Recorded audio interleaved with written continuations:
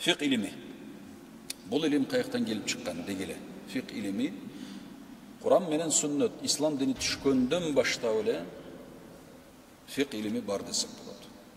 Құранда да жазылған, хадисте де жазылған, пайғамбарыбыздан сахабалар үйрөнүп, күнүмдүк жашоосунда колдонуп, амал кылып, аткарып, ишке ашырып, сооп тауып, туураны жайылтып, туура жашоого багыттап келген.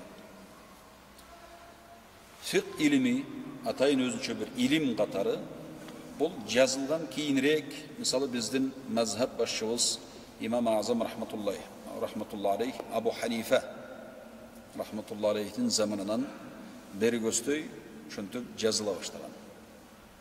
Ага чейин Куран аяттарын, пайгамбарыбыздын хадистерин оозмо-ооз жаттап өткөрүп келишкен бири-бирине. Ата балага, устаз шакиртке